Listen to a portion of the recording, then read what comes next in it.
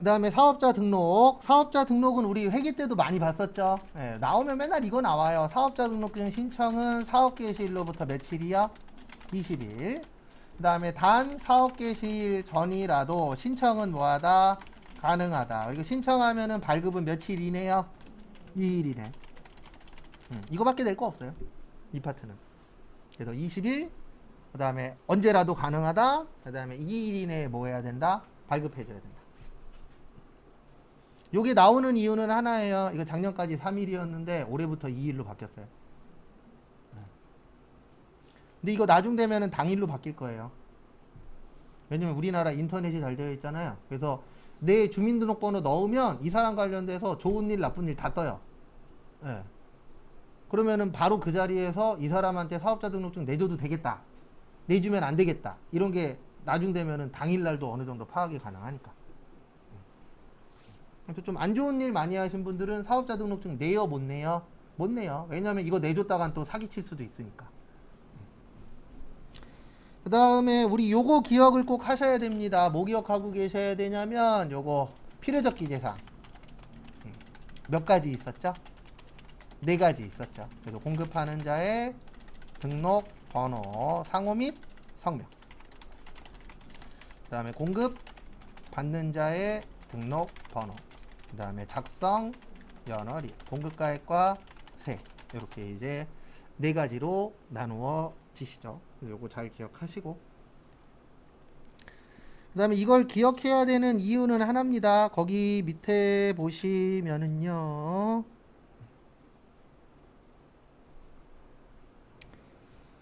거기 보시면 동그라미 1번에 보시면 상호 변경하는 때, 그 다음에 명칭이나 인터넷 도메인 변경하는 때가 당일인데 요것 때문에 그래요. 여기 필요적 기재사항이 있잖아요. 그리고 이거는 바로 바꿔줘야 돼요, 나중에 바꿔줘야 돼요? 바로 바꿔줘야 돼요. 그래서 당일날 바로 바꿔주는 거고, 그 다음에 시험 문제는 요게 잘 나옵니다. 251페이지. 우리 이거 저번 주엔가 한번 풀어봤었는데 위에 보시면 3번, 4번.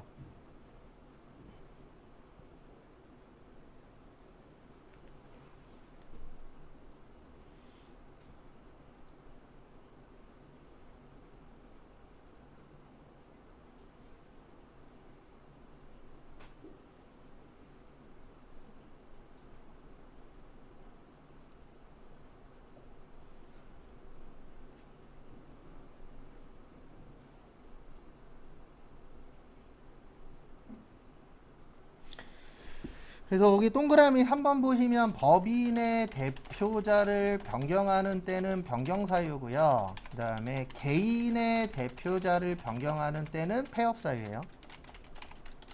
그 다음에 상속으로 인하여 사업자의 명의가 변경되는 때는 변경사유고, 증여로 인하여 사업자의 명의가 변경되는 때는 폐업사유예요.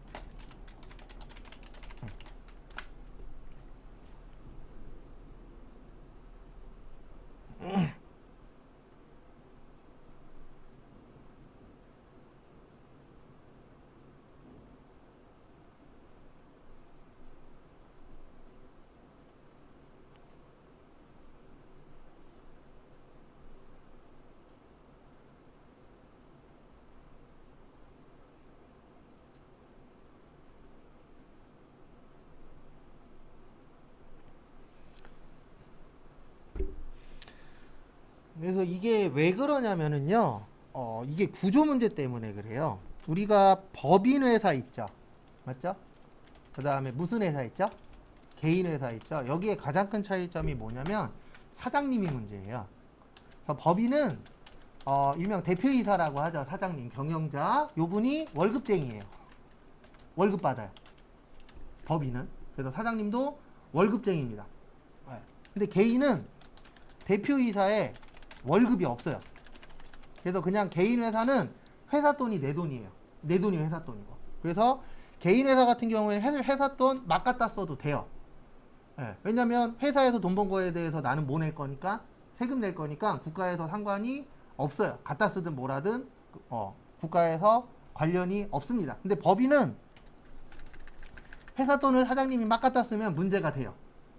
왜냐면 법인 자체는 법인 돈은 법인 거, 사장님 돈은 사장님 거, 이렇게 원래 따로따로 나눠져 있거든요. 그래서 나눠져 있으니까 사장님들이 회사에서 뭐를 받는 거예요? 월급을 받는 거예요. 그러니까 이 법인 같은 경우에는 문제가 안 되는 이유가 뭐냐면 법인 돈은 법인세 내면 되고요. 사장님 돈은 소득세 내면 돼요. 근데 여기 같은 경우에는 사장님 돈이 개인 돈이기 때문에 이거 관련돼서 하나로만 묶어져 있어요. 그래서 이분들은 무슨 세를 내요? 소득세를 내요. 근데 소득세의 문제가 뭐냐면 나중에 배우실 건데, 소득세는 다른 말로 인세라 그래요. 무슨 세라 그래요? 인세. 그래서 인원수에 따라서 내는 세금이 달라져요. 그래서 만약에 나하고 다른 사람이 같이 입사를 했어요. 월급도 똑같아. 근데 나는 혼자 살아. 근데 옆에 있는 사람은 가족 구성원이 한 4명 정도 돼. 그러면 나보다 나는 세금을 많이 내야 돼요. 왜냐면 혼자 살기 때문에. 근데 옆에 가족이 4명인 사람은 나보다 세금을 어떻게 내요? 적게 내도록 되어 있어요. 그럼 이제 또 이렇게 얘기하시는 분들이 있습니다. 뭐라고 얘기하냐면 왜 혼자 사는데 세금을 더 많이 내요? 이렇게 물어보시는데, 소득세를 만들 때 어떻게 만들었냐면 이렇게 만들었어요. 가족이 많으면 쓸 돈이 뭐 할 것이다? 많을 것이다. 그러니까 세금을 적게 내도록 합시다 라는 기본 베이스로 만들었기 때문에 가족 구성원에 따라서 내는 세금이 달라져요. 근데 우리나라는 현재 1인 가구가 많아지고 있죠. 그래서 지금 기자들이 열심히 노력하고 계세요. 무슨 노력을 하고 있냐면, 왜 혼자 사는데 세금 많이 내야 돼? 세금 적게 낼 수 있게 해줘 라고 이제 기사가 수시로 올라옵니다. 그리고 국가에서도 반응은 하죠. 근데 그렇다고 해서 뭐 왕창 깎아주고 이런 건 아니에요. 과거보다는 조금 더 빼주는 게 늘어나고 있는 추세기는 해요. 왜냐면 혼자 사는 사람이 많아질 거니까. 그리고 국가 입장에서, 정부 입장에서는 다음번에 투표할 때 투표를 한 표라도 더 받아야 되잖아요. 그러려면 혼자 사시는 분들한테 잘 보여야 돼요? 밉 보여야 돼요? 잘 보여야 되죠. 그럼 잘 보이는 것 중에 하나가 세금을 적게 내게 해줄게. 이런 식으로 이제 꼬시는 거죠. 근데 법 자체는 처음부터 만들 때에 인원이 많으면 많이 내게끔, 적으면 적게 내게끔. 그래서 이게 왜 문제가 되냐면 이런 부분이 생길 수가 있거든요. 원래 사장님이 혼자 살아. 그러면 세금을 많이 내야 되는 거예요. 근데 갑자기 세금 낼 때쯤에 가족이 10명인 사람으로 사장님이 바뀌었어. 그러면 가족이 많으니까 뭘 덜 내야 되죠? 세금 덜 내겠죠. 그럼 이거를 국가에서 인정을 해줘 버리면 어떤 문제가 생기냐면요. 세금 낼 때쯤 되면 사장님들이 싹 다 바뀌는 거예요. 가족이 많은 사람으로. 그래서 이런 거를 인정하면 돼요? 안 돼요? 안 돼요. 왜냐면 이런 문제가 생기거든요. 나는 법에 대해서 잘 몰라. 그리고 그 사람들은 정직하게 다 내는 거고, 나는 법에 대해서 아니니까 장난칠 거야. 그럼 장난치는 사람은 세금을 어떻게 내는 거예요? 적게 내는 거예요. 그럼 이런 부분들을 인정을 해줘 버리면 이 형평성이 깨져 버리는 거죠. 그래서 요즘 제일 많이 나오는 용어 중에 하나가 공정이란 말 많이 쓰잖아요. 그리고 공정하게 가려면 이런 걸 인정하면 된다, 안 된다? 안 된다. 근데 법인은 상관이 없어요. 왜냐면 어차피 사장님이 바뀌어도 내는 세금에는 영향이 없어요. 근데 소득세는 사장님이 누구냐에 따라서 내야 되는 세금이 달라질 수도 있다, 없다? 있다. 그래서 인정 안 해요. 그 다음에 상속은 돌아가신 다음에 돈 받는 겁니다. 근데 이거는 왜 상관이 없냐면, 상속 받잖아요. 여러분들도 나중에 상속 받잖아요. 그러면 상속 받는 사람들이 그 돌아가신 분 관련된 세금 있잖아요. 다 내야 돼요. 그래서 상속 받으면 부채까지 상속 받잖아요. 그래서 그 얘기는 조금 이따 조금 더 자세하게 해드릴게요. 그래서 요거는 상관이 없어요. 왜냐면 어차피 상속 받는 사람이 뭐 하면 되니까? 세금을 내면 되니까. 근데 얘가 이제 문제가 되는 거죠. 요것도 누가 문제가 되냐면 개인 사업자일 경우에 문제가 되는 거예요. 법인은 상관없어요. 왜냐면 어차피 법인은 누가 갖고 가든 내는 세금엔 영향이 없으니까. 왜냐면 법인세는 인세가 아니거든요. 직원이 많다 그래서 세금 적게 내고 이런 구조가 아니에요. 근데 이제 증여는 살아계실 때 공짜로 받는 겁니다. 근데 이제 개인 사업자 같은 경우에 아까하고 똑같이 문제가 돼요. 어떤 문제가 되냐면, 우리 부모님 혼자 사셔. 근데 나는 결혼해서 배우자도 있고 자녀도 2명이 있어. 그러면 4명이잖아요. 그러면 1명인 사람보다 4명인 사람이 뭐를 덜 낸다? 세금을 덜 낸다. 그러면 증여로 해서 장난치는 사람이 생길 수도 있다, 없다? 있다. 그래도 국가 입장에서는 형평성을 최대한 맞추기 위해서 공정하게 하려면은 이런 걸 인정하면 된다, 안 된다? 안 된다. 그래서 증여로 줄 거면 폐업을 해. 그럼 폐업하면 일단 그 사람 관련돼서 세금을 다 내야 되잖아요. 그래서 세금 내고 다시 시작해. 그러면은 인정을 해줄게. 그래서 결론적으로는 다 뭐 문제예요? 돈 문제예요. 왜냐면 A라는 방식은 세금을 적게 내. B라는 방식은 세금을 많이 내. 그러면 국가 입장에서는 많이 내는 게 좋아요? 적게 내는 게 좋아요? 많이 내는 게 좋겠죠. 근데 사업자 입장에서는 적게 내는 게 좋겠죠. 그럼 만약에 적게 내는 방법 중에 법 테두리 안에서 적게 내는 방법이 있어. 그러면 사람들 장난쳐요? 안 쳐요? 쳐요. 대표적인 게 저거잖아요. 위장이요. 위장이혼 하잖아요, 사람들. 언제쯤 해요? 우리 회사 망할 것 같아. 아니면 망할 기미가 보여. 그러면 재산 다 넘겨요. 왜 넘기냐면은 내가 재산을 갖고 있어. 내가 사장이야. 우리 회사 망했어. 그럼 거래처에서 내가 갖고 있는 재산 관련돼서 압류 걸어요. 돈 받아내야 되니까. 근데 나는 이혼을 해서 배우자한테 다 넘겼어. 나 한 푼도 없어. 압류를 걸든 뭘 걸든 줄 거 있어요? 없어요? 없어요. 5년만 도망 다니면 돼요. 소멸시효 기간이 5년이에요. 그래서 예전에 그 신동엽 씨가 기자들 나오던 프로 있잖아요. 거기에서 어떤 기자가 실제 그 얘기를 했었어요. 어떤 부부가 있었는데 회사가 앞으로 좀 안 될 것 같아. 그리고 위장이혼을 해서 와이프한테 돈을 다 넘겼어요. 그리고 진짜 망했어요, 회사가. 그리고 5년 동안 도망 다닌 다음에 5년 후에 나타나서 와이프한테 나하고 행복하게 삽시다. 그랬더니 와이프가 뭐라 그랬어요? 꺼져. 나 돈 있잖아요. 나 너 말고 딴 남자 만날 거야. 그래갖고 소송 걸었대요. 이건 위장이혼이다. 저 돈은 제 돈이 아니고 내 돈이다. 그러면 또 이제 어떤 문제가 생기냐면 과거에 안 갚았었던 것도 갚아야 되는 문제가 또 생겨요. 그래서 그런 식으로 한번 이야기 나온 적이 있더라고요.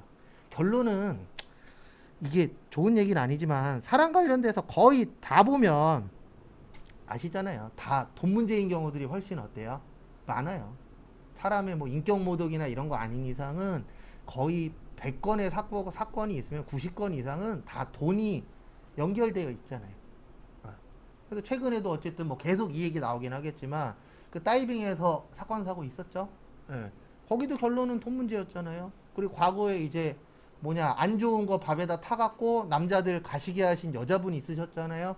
그분도 결론은 뭐 받으시려고 그런 행동 하신 거예요? 보험금 받으려고. 남자들도 나쁜 사람 많아요. 맞죠? 근데 여자분들도 요즘 좀 위험해요. 특히 이제 보험을 갑자기 많이 든다. 그럼 이제 도망가야죠. 그래서 그거 좀 봐두시고요. 그 다음에 시험하고 전혀 상관없는 회계 때도 한번 설명드렸었는데요. 상속 관련돼서. 나중에 저희가 뭐 어쨌든 다들 상속 받을 상황이 올 수 있으니까 그래서 상속은 크게 세 가지로 나누시면 돼요. 일반적으로 상속 받는 거, 그 다음에 상속 뭐 하는 거예요? 포기하는 거, 그 다음에 한정 상속. 이렇게 이제 세 가지로 나눠집니다. 그래서 상속은 언제 받으시는 거냐면 자산이 부채보다 뭐 할 때요? 클 때. 그래서 내가 받는 게 10억이고 빚이 1억이야. 그러면 10억 받아서 1억 갚으면 되잖아요. 나머지는 내가 가질 수 있으니까. 그 다음에 상속 포기는 자산보다 뭐가 클 때요? 부채가 클 때. 내가 받을 게 5억인데 갚아야 될 게 10억이야.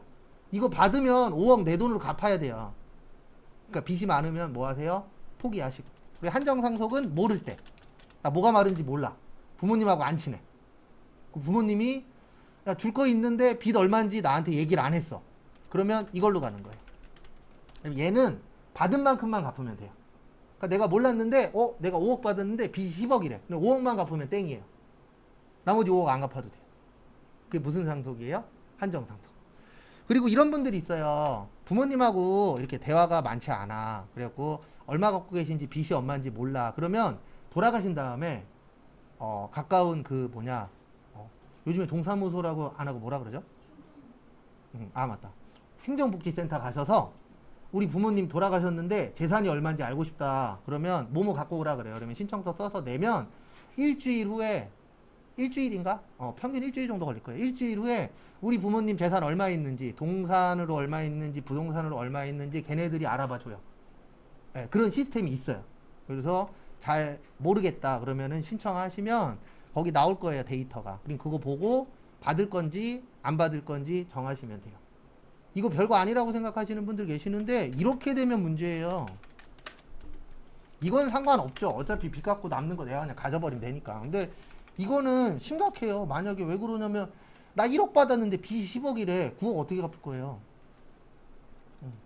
부모님하고 많이 친해지시든가 아니면 나중에라도 복지센터 가셔서 우리 부모님 재산을 알고 싶어요. 그러면 알려주는 시스템이 있어요. 근데 이거는 음지의 돈은 몰라요. 양지의 돈만. 그래도 뭐 은행에서 얼마 빚 졌는지 부동산 얼마 갖고 있는지 그런 식으로 이제 시스템으로 해주도록 되어 있으니까 그건 참고하시고 나중에 꼭 이거 받으십시오. 전 계산해 봤는데 조금 있어요. 예. 얘보다는 이게 더 많으시니까. 근데 이제 노후에 얼마를 쓰시냐에 따라서 달라지긴 하는데 조금 나올 거 있더라고요. 계산해 봤는데.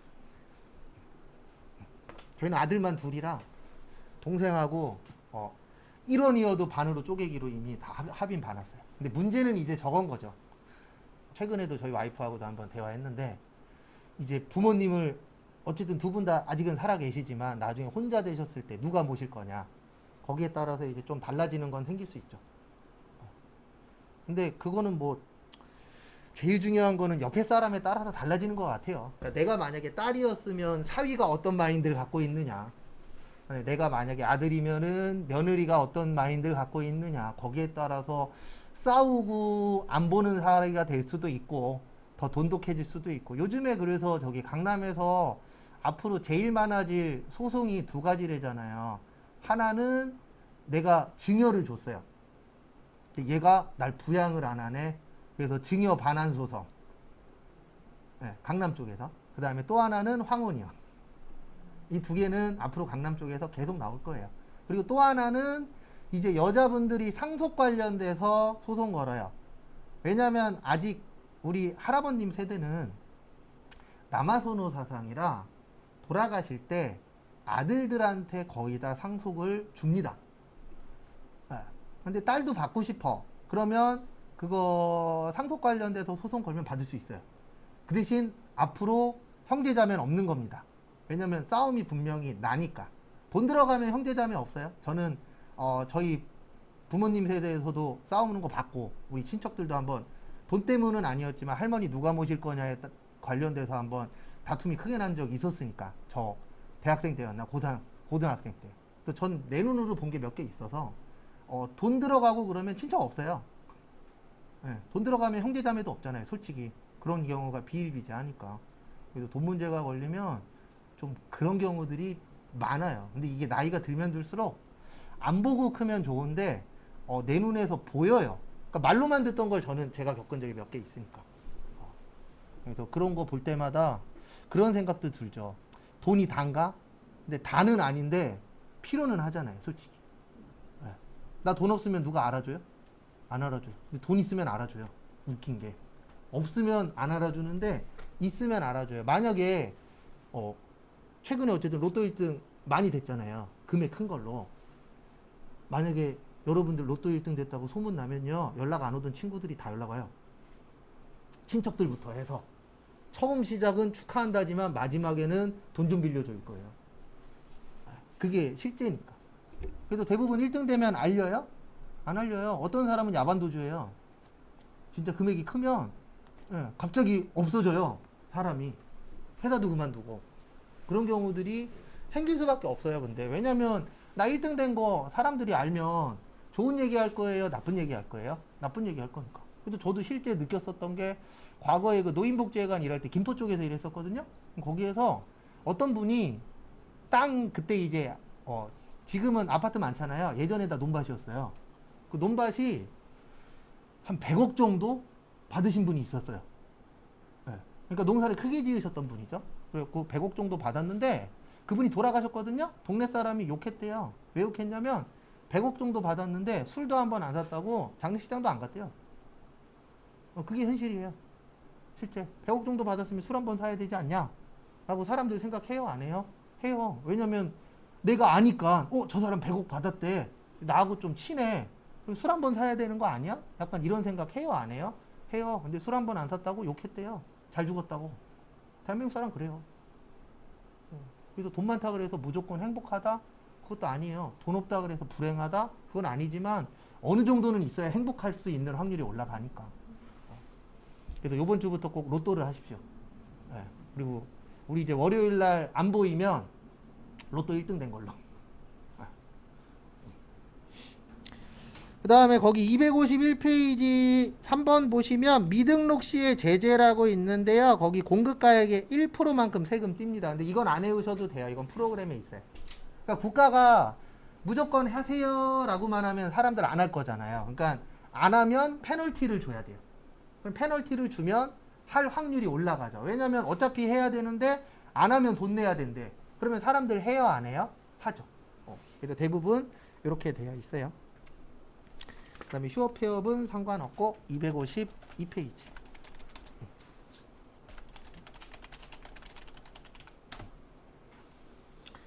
그래서 과세거래라고 있는데 세 가지가 있습니다. 재화의 공급, 용역의 공급, 그 다음에 재화의 뭐요? 수입. 시험 문제 쉽게 나오면 용역의 수입도 나와요. 우리 전산회계 1급 때에도 몇 번 본 적 있었죠. 이런 건 종류 확실하게 숙지하시고. 그래서 거기 재화 파트 보시면은요.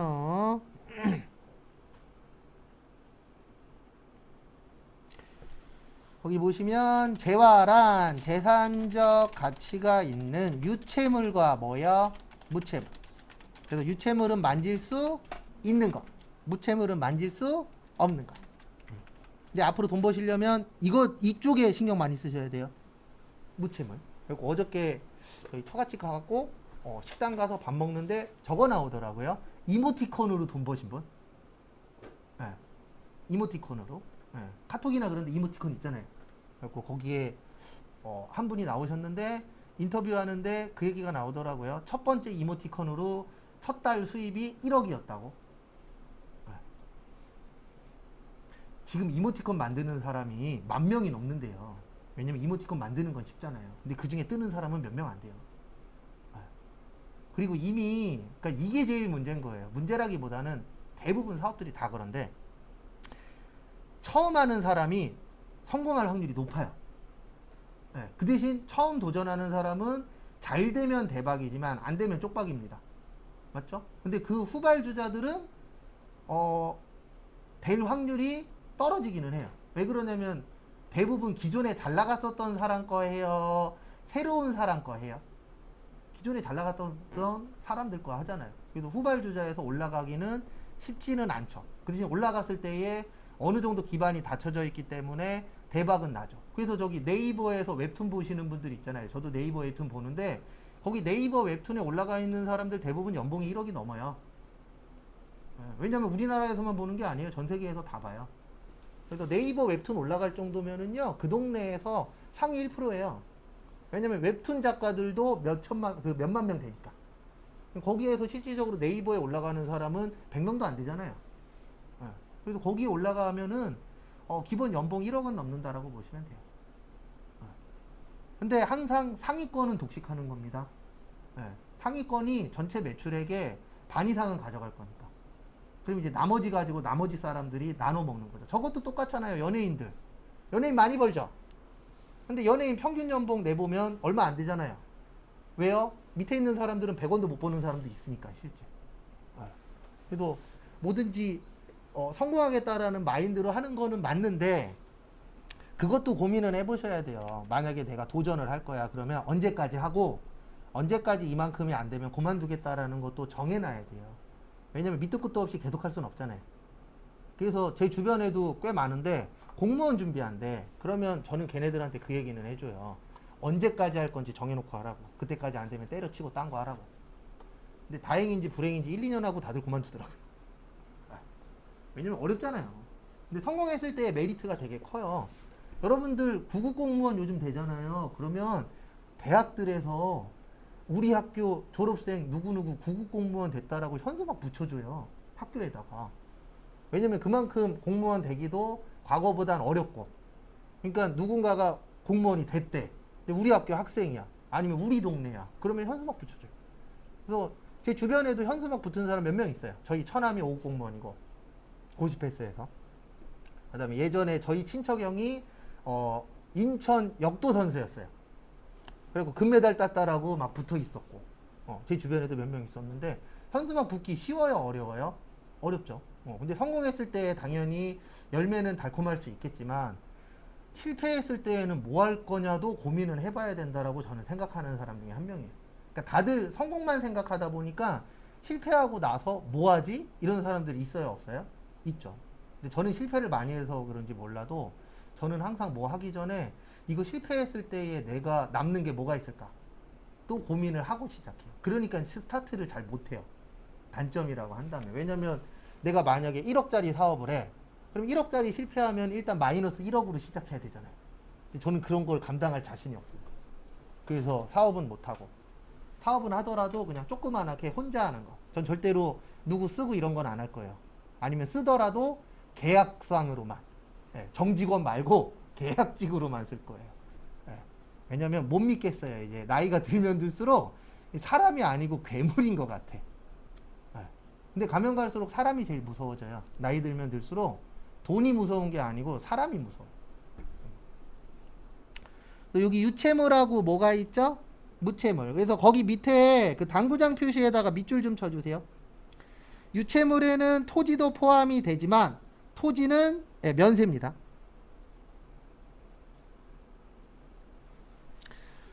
어차피 나중에 쓸 거 미리 하나만 좀 적어 드릴게요. 여기 앞에 잠시만 봐주세요. 이거 내일 또 쓸 건데 우리가 사고 파는 걸 매매라 그러죠? 빌려주는 걸 뭐라 그래요? 임대라 그래요. 그래서 토지, 건물. 요 건물은 대표적으로 상가 생각하시면 돼요. 그 다음에 국민주택 규모 초과, 국민주택 규모 이하. 이렇게 크게 이제 네 가지가 있어요. 토지를 사고 파는 건 면세로 되어 있어요. 법에서. 근데 빌리는 거는 또 과세입니다. 이건 솔직히 저도 100% 이해는 안 가요. 왜 면세인지는 요거는 이해가 되거든요. 이거 사람이 만들었어요? 만들어져 있었어요? 만들어져 있었죠. 그래서 이건 사람이 만든 게 아니기 때문에 과세하지 않겠다. 요거까지는 이해되는데 빌리는 것도 면세여야지. 근데 또 빌리는 거는 또 뭐 한대요? 과세한대. 그래서 요거는 별도로 좀 외우셔야 되고 나머지는 이해가 좀 되실 거예요. 건물 싸요? 비싸요? 비싸죠. 비싸니까 사고 파는 거 세금 내래요. 빌리는 것도 뭐 내래요? 세금 내래요. 왜냐면 건물은 뭐 하니까? 비싸니까. 그래서 우리 식당 하시는 분들 임차료 싸요? 비싸요? 비싸죠. 그래서 거기에 대해서 모두 내라? 세금도 내라. 이렇게 되어 있어요. 그 다음에 국민주택 규모 초과. 우리나라 국민주택 규모가 한 24평형 정도 보시면 돼요. 그래서 우리나라가 현재 한 평당 몇 제곱미터 보죠? 대략 3제곱미터 보죠. 그래서 24 곱하기 3.3 하면 한 80제곱미터 정도 되는 그 아파트나 빌라들 있죠. 그런 것들을 무슨 주택이라 그래요? 국민주택이라고 해요. 그러니까 일반적으로 우리가 작다라고 생각하는 평수라고 보시면 돼요. 왜냐면 우리 일반적으로 마인드가 저도 그래요. 3은 돼야 30평은 넘어가야 좀 집이 좀 괜찮지 않냐. 이렇게 보잖아요. 그래서 24평형이야. 80제곱미터야. 그러면 가서 보기도 전에 집 작은 집이네. 이렇게 생각해요? 안 해요? 하죠. 그래서 국민주택보다 크면 매매는 과세예요. 왜냐면 싸다 비싸다? 비싸다. 비싼 거 사면은 뭐가 있다? 돈이 있다. 뭐 대출 받았는데요. 그런 거는 본인 그거고 국가에서 봤을 때에는 너 큰 평수 사네. 뭐가 있다? 돈이 있다. 근데 전세나 월세 살아. 그럼 우리 일반적으로 전세나 월세 왜 살아요? 뭐가 부족해서. 돈 많으면은 전세 월세 안 살 거잖아요. 그래서 얘는 면세. 그 다음에 작은 집 살아. 왜요? 일반적으로 돈이 부족해서. 그래서 작은 집 살면은 뭐예요? 면세. 그 다음에 임대도 뭐예요? 면세. 근데 여기에서 고가주택은 제외예요. 고가주택은 시가가 9억 넘는 거. 그러니까 이런 얘기 하시는 분들도 있어요. 그러면 인천의 작은 평수랑 강남의 작은 평수랑 똑같이 보나요? 그건 아니에요. 일반적으로 국가에서 고가주택이라 그래서 기준값을 9억으로 잡아놨어요. 그래서 9억이 넘네? 그러면 무조건 다 과세예요. 월세도 과세고. 왜냐면 비싼 거에 관련돼서도 다 혜택을 줄 필요는 있다 없다? 없다. 그렇게 보는 거죠. 근데 국가에서 계속 이런 부분들을 조금씩 정권에 따라서 약간씩 바꾸긴 하는데 기본 틀은 이래요. 근데 얘는 좀 외워주셔야 돼요. 저도 이거는 솔직히 100% 이해는 안 가요. 근데 여기부터는 이해가 좀 돼요. 왜냐면 비싸. 그러면 뭐 내라? 세금 내. 왜요? 비싼 거 할 수 있다는 얘기는 네가 뭐가 있으니까? 돈이 있으니까. 그래도 우리가 장사하시는 분들도 보면 돈이 부족하신 분들은 저쪽 구석으로 가잖아요. 왜요? 부속으로 가면 갈수록 가격이 뭐하니까? 싸니까. 근데 나 돈이 많아. 그러면 메인으로 들어오잖아요. 메인도 아무나 못 옵니다. 메인 들어오면은 월세가 얼만데. 그래서 제가 최근에 강남 갔다 놀랬다 그랬잖아요. 오뎅이 1,300원이야. 우리 동네는 아직 600원, 700원인데. 두 개 사면 1,000원에도 주던데. 하나에 1,300원이야. 월세가 뭐 하니까요? 비싸니까. 그래서 최근에 저기 청라에 식당 한번 갔다 왔는데 거기는 외곽 쪽인데 손님이 꽤 있더라고요. 근데 거기는 머리를 좀 잘 쓴 게 박리담의 형식. 그러니까 다른 데보다 가격은 조금 더 비싼데 양은 한 2배 가까이 주더라고요.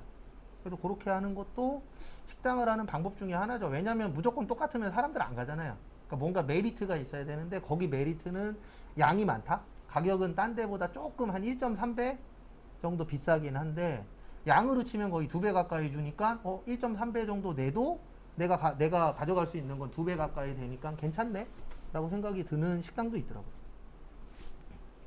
나중에 꼭 이런 집에 사십시오. 고가주택이라고. 네. 시가 얼마 넘는 거요? 9억 원 넘는 거. 근데 인천에 9억 넘는 거 있어요.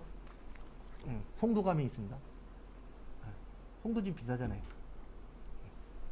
청라 쪽에는 모르겠어요. 청라 예전에 아마 고가주택까지 되는 집들도 있을 수는 있어요. 예전에 와이프가 청라에 밥 먹으러 가면 맨날 하는 게 그거였거든요. 오빠 저 아파트 6억.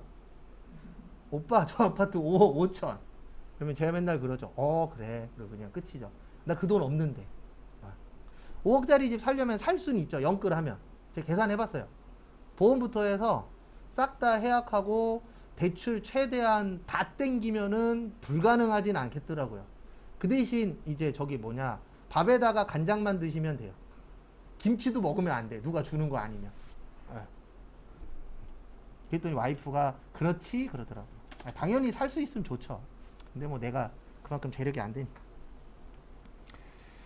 그 다음에 거기 그 당구장 표시에 보시면 수표, 화폐 대용 증권과 상품권, 주식, 채권 등은 제외가 아닙니다. 그래서 그거는 뭐 안 내요? 세금 안 내요. 우리 돈에는 세금 안 내요. 그 물건에 세금이 되어 있는 거지 돈은 세금 안 냅니다.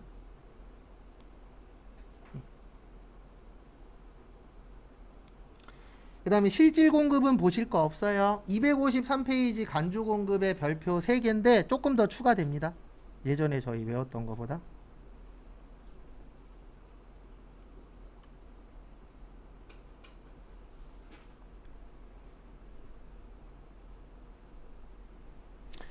그래서 간주 공급에 우리 4가지 있다 그랬었어요. 자가 공급, 개인적 공급, 사업상 증여, 폐업 시 잔존지와.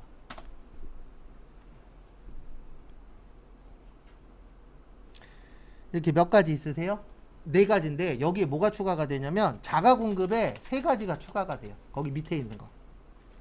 그래서 면세사업, 비영업용 소형 승용차, 그 다음에 마지막으로 판매 목적, 타사업장, 반출. 왜냐면 회계시험하고 세무시험의 차이가 이런 거예요. 뭐냐면 회계 때에는 이것만 외웠잖아요. 맞죠? 네. 근데 세무는 조금 더 자세하게 물어볼 때가 있어요. 그러니까 당연히 기본적으로는 요 4가지만 물어보는데 간혹가다 한 번씩 조금 더 세부적인 걸 물어봐요. 그 차이라고 보시면 돼요. 회계하고 세무하고 이어진다라고 설명을 드리는 게 기본 베이스는 회계에서 배웠던 건데 간혹가다 이제 조금 더 깊이 있게 물어볼 때가 있어요. 딱 그 차이. 그리고 전산세무 2급하고 전산세무 1급하고 차이점도 추가되는 거 빼놓고는 내용은 똑같은데 좀 더 안쪽에 있는 걸 물어봐요. 세부적인 거. 왜냐면 똑같은 거 물어보면은 급수가 올라갈 필요가 없잖아요. 그래서 조금 더 이제 안에 있는 걸 물어본다. 그렇게 보시면 돼요. 그래서 간주는 진짜라 그랬나요? 가짜라 그랬나요? 가짜라 그랬죠. 그래서 가짜인데 이제 문제는 뭐냐면 종류 중에 이렇게 이제 자가 공급, 개인적 공급, 사업상 증여, 폐업 시 잔존재화, 요거는 다 가짜 공급이에요. 그래서 자가는 누가 쓰는 거예요? 내가 쓰는 거. 개인적 공급은 말 그대로 개인적으로 주는 거. 사업상 증여는 사업과 관련돼서 주는 거. 폐업 시 잔존재화는 폐업하고 뭐 한 거예요? 남은 거. 근데 이거를 이제 왜 공급으로 보냐면은 결론적으로는 형평성 문제 때문에, 공정성 때문에 그래요. 왜냐면 똑같이 물건을 팔았어. 그러면 우리가 공정하다라고 본다면 폐업한 사람도 이 물건에 관련돼서 세금을 뭐 해야 되죠? 내야 되죠. 그 다음에 일반적으로 장사하시는 분들도 이거와 관련돼서 뭐를 내야 돼요? 세금을 내야 돼. 그러면 공정하다라고 봅니다. 근데 이러면 불공정하다라고 보잖아요. 망한 사람은 세금 안 내도 된대. 그러면 내가 사업할 필요가 없잖아요. 나 망해야지. 왜요? 망하고 팔면 세금 안 내. 근데 안 망하고 팔면 세금 내. 그러면 공정해요? 아니죠. 불공정한 거죠. 그래서 그런 부분들을 이제 맞추기 위해서 만들어져 있는 게 무슨 공급이에요? 간주 공급이에요. 그래서 첫 번째로 자가 공급은 내가 쓰는 겁니다. 회사 내부에서. 그래서 첫 번째로 면세 관련된 거. 이게 뭐냐면 우리 납부세액 어떻게 구하죠? 매출세액 마이너스 매입세. 그러면 이거는 구조가 어떻게 되어 있냐면 이렇게 되어 있는 거예요. 살 때는 매입세액을 빼요. 이 간주 공급의 전제 조건이 있어요. 간주 공급의 전제 조건이 뭐냐면 매입 시에 세금 부분이 있는 거예요. 그러니까 매입세액이 있는 경우예요. 그러니까 결론은 뭐냐면 매입세액 때 빼줬어. 그러면 이걸 만들란 얘기예요. 무슨 세액이요? 매출세액. 왜냐면 국가에서 빼준 이유는 하나거든요. 너네 그 물건 팔아서 뭐 내라? 세금 내라. 이게 기본 베이스예요. 근데 면세에 써버리면 어떤 문제가 생기냐면 살 때는 뺐어. 근데 면세니까 낼 게 있다 없다?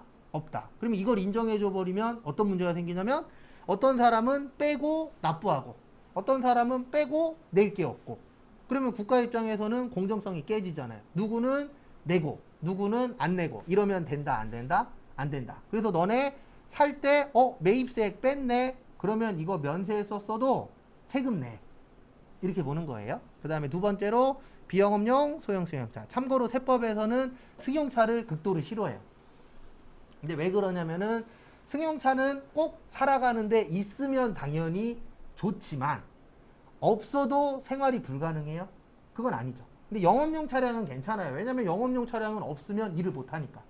그래서 저번 주에 물어보신 분 중에 화물차 물어보신 분들이 있죠. 화물차는 괜찮아요. 왜냐면 화물차는 일하는데 꼭 필요하잖아요. 근데 승용차 없어도 살 수는 있다 없다? 있다. 좀 불편하겠지만 솔직히 조금 더 불편하잖아요. 내가 버스 타고 가는 것보다는 버스 전철 타고 가는 것보단 당연히 승용차로 한 번에 가는 게 어때요? 좋긴 하죠. 편하니까. 그래서 국가 입장에서 봤을 때는 승용차를 사랑하진 않으세요. 근데 그 이유는 저번에도 설명드렸지만 기름도 안 나, 땅도 좁아. 그래서 툭 하면 뉴스에 나오잖아요. 주차 때문에 싸우는 거. 주차 때문에 왜 싸워요? 주차할 수 있는 면적은 정해져 있는데 자동차는 많잖아요. 그래서 요즘 한 가구에 많은 집들은 3-4대씩 있는 집도 있잖아요, 실제. 근데 분양받을 때에는 한 대만 되도록 되어 있어요. 왜냐면 이거는 이제 건축 문제도 있는데 우리나라에서 집을 지을 때 한 가구에 1.5대인가? 1.3대인가? 그 정도로만 지으면 된다라고 건축법에 되어 있어요. 근데 문제는 뭐냐면 한 가구에 2-3대씩 있는 집이 있어. 그럼 만약에 3대가 있어. 그러면 이 3대가 주차장에다 대버리면 나머지 2집이 못 되는 상황이 오는 거예요. 근데 이거는 앞으로 계속 문제가 될 겁니다. 왜냐면 주차장을 많이 지으면 건설회사에서 적게 가져가잖아요. 그러니까 많이 지어요? 법에 맞게만 지어요? 법에 맞게 짓죠. 오히려 오버해서 지으면은 자기들이 가져가는 게 적으니까. 그래서 국가에서는 비영업용 소형 승용차 관련돼서도 혜택을 안 주겠다. 근데 이거는 뭐냐면 이런 경우에요. 만약에 우리 회사가 타이어 회사예요. 그러면 타이어 살 때 매입세액 빼죠. 근데 사장님 자동차가 펑크가 났어. 타이어 교체해 주잖아요. 돈 받아요, 안 받아요? 안 받죠. 그러면 안 팔았으니까 세금 낼 게 원래는 있다 없다? 없다. 근데 국가에서는 야 이거 너네 판 거야. 사장님 걸 바꿨든 뭘 바꿨든 판 거야. 그러니까 뭐 내? 세금 내. 근데 그 전제 조건은 이거예요. 살 때 꼭 매입세액을 뭐 해야 돼요? 빼야 돼. 그 다음에 판매 목적 타사업장 반출. 요거 좀 기억을 해 주셔야 돼요. 거기 253페이지 밑에도 잘 써놨는데 이거를 본지점 간의 거래라고 하고요. 그 다음에 얘의 특징은 세금계산서 발행이 가능해요. 요 두 가지 알고 계셔야 돼요.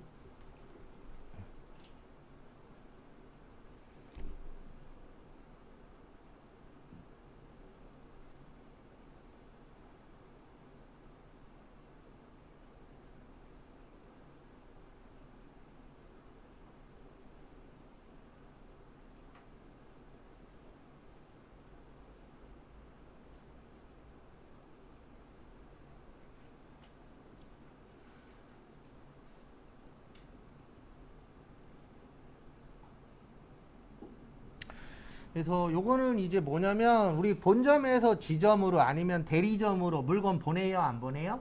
보내죠. 근데 이제 이러면 문제가 되는 겁니다. 공짜로 줬는데요. 안 팔았는데요. 예. 근데 그러면 회사 망해요.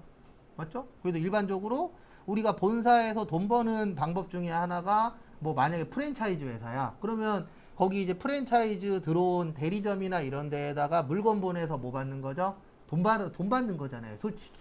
그리고 처음 개업할 때 인테리어비 띄워먹고. 그래서 우리나라 프랜차이즈가 되게 위험한 이유 중에 하나가 그거잖아요. 예. 내가 2년 전에 프랜차이즈 시작했어. 근데 갑자기 리모델링 하래. 그런 경우들도 있어요, 없어요? 있어요. 그래서 아니면은 뭐 실제 있었던 경우인데 뭐 이제 치킨집에서 치킨집 관련된 카페로 변경을 할 거래. 그래서 당신네들도 변경하래. 이런 경우들이 비일비재하잖아요.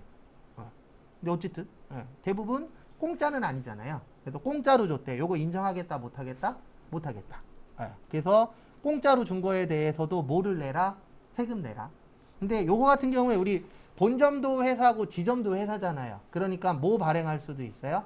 세금계산서 유일하게 뭐하다? 발행 가능하다. 그래서 거기 253페이지 밑에 보시면 세금계산서 발급 동그라미라고 되어 있잖아요. 이게 무슨 뜻이냐면 세금계산서 발행할 수 있다 없다? 있다. 그래서 유일하게 간주공급 중에서 요 판매 목적 타사업장 반출만 뭐가 가능하세요? 세금계산서 발행이 가능합니다. 요딴 거 물어봐요. 세무에서. 간혹가다 한 번씩. 그 다음에 개인적 공급 254페이지. 개인적 공급은 말 그대로 개인적으로 회사에서 주는 거예요.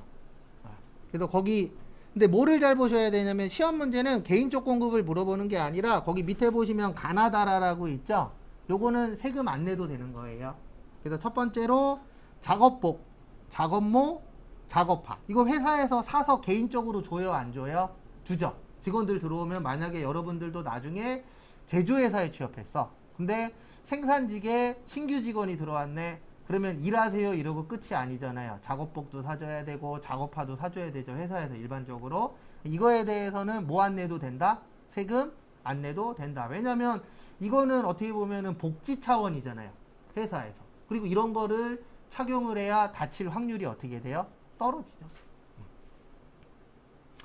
그 다음에 두 번째, 직장 연예 및 직장 문화와 관련된 재화를 제공하는 경우. 그래서 회사에서 이제 요즘에 직장 연예, 이제 다시 코로나 잠잠해지고 있으니까 다시 부활할 거예요. 사내 결혼 관련돼서.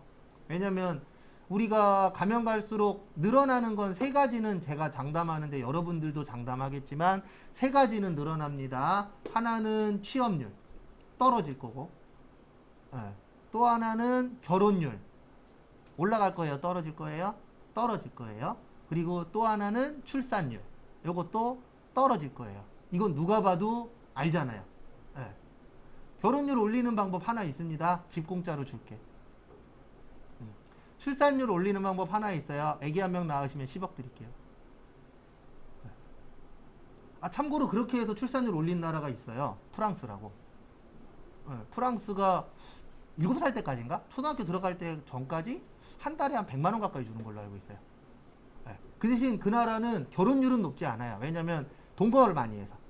유럽 같은 경우에 동거를 많이 해요. 그러다 보니까 이제 결혼율은 높진 않은데 출산율은 어쨌든 그 정책으로 해서 올리긴 했어요. 원래 프랑스가 우리나라보다 적었거든요, 예전에. 근데 지금 우리나라보다 월등히 높아요. 우리나라가 거의 꼴찌에 가깝잖아요, 출산율 자체가.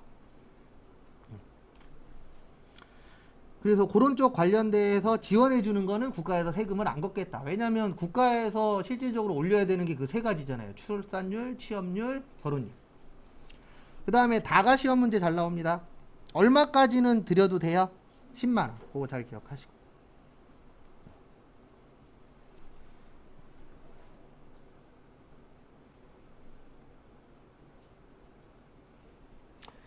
그 다음에 아까 제가 전제 조건이 매입세 공제되는 거라 그랬죠? 그래서 거기에 보시면 처음부터 매입세액이 공제되지 않은 거. 이거와 관련돼서는 국가에서 세금 거둘 수 있다, 없다? 없다. 왜냐면 안 빼줬으니까. 그래서 10만 원 좀 잘 봐주세요. 그 그 다음에 사업상 증여.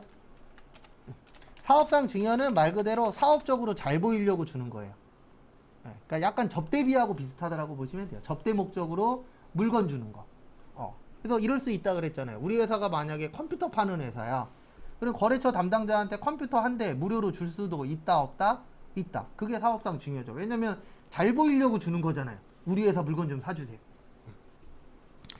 근데 여기에서도 세금 안 내는 게 가에 보시면 견본품. 우리 회사에서 물건 팔려면 견본품 줘야 돼요? 안 줘야 돼요?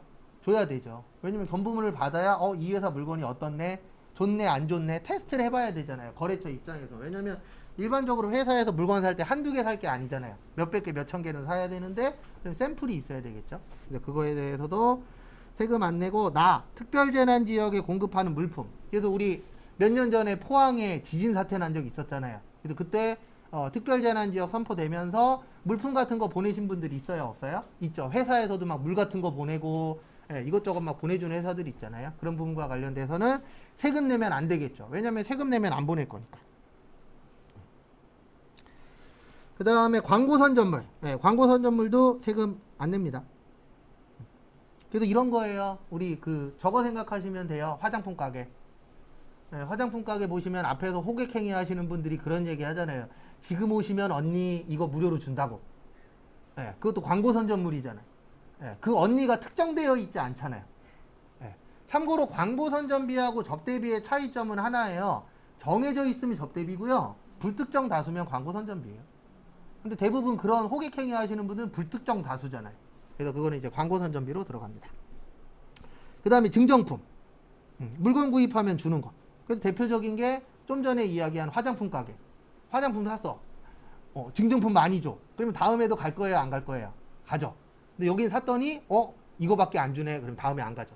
그러니까 국가 입장에선 뭐냐면 이런 거 짜잘한 거 갖고도 매출액을 늘릴 수 있어요? 없어요? 있죠. 그래서 그런 거 활용해서 매출액을 뭐해라? 늘려라. 왜냐면 증정품 가격은 얼마 안 되지만 본품은 비싸잖아요.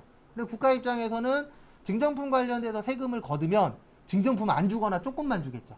근데 세금을 안 거두면은 그 세금만큼 더 줄 수도 있잖아요. 그러면 사는 사람도 한 번 더 와서 비싼 걸 살 수도 있죠. 그래서 증정품은 세금을 안 걷겠다. 그 다음에 우리 마일리지 점수로 뭔가 물건 살 때 있어요? 없어요? 있죠. 그 대신 전제 조건은 전부를 다 살 때. 그래서 내가 만약에 10,000원짜리 물건인데 마일리지로 10,000원짜리를 샀어.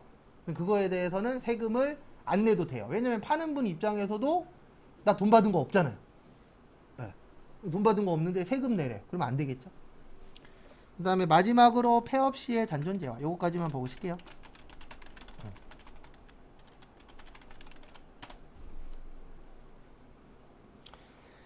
우리 폐업하는 경우 있다 없다? 있다. 폐업 왜예요?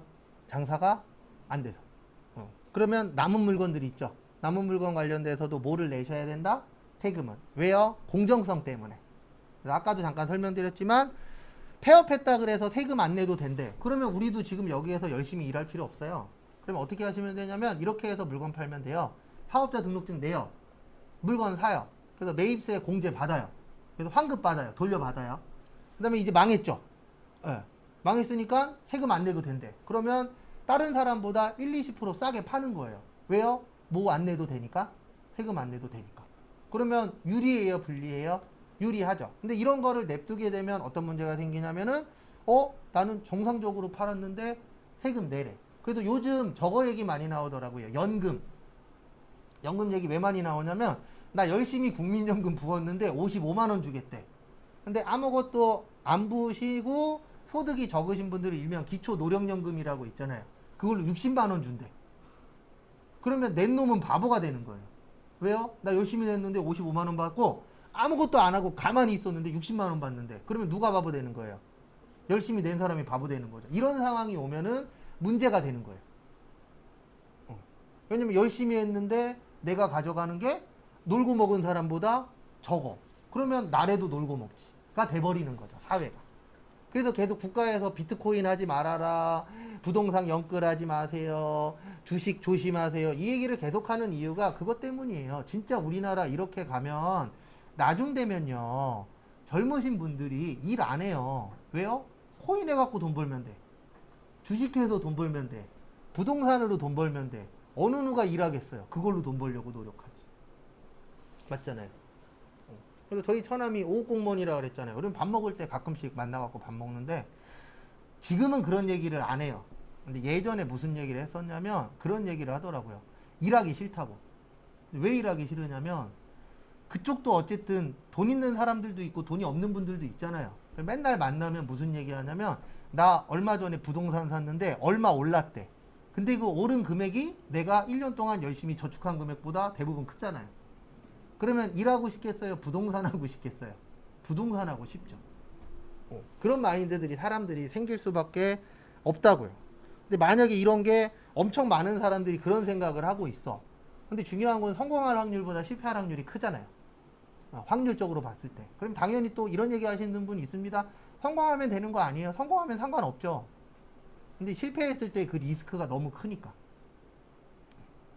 저는 장담하는데 부동산 내려갑니다. 내려가는데 일정 지역만 내려갑니다. 네, 일정 지역은 올라가고.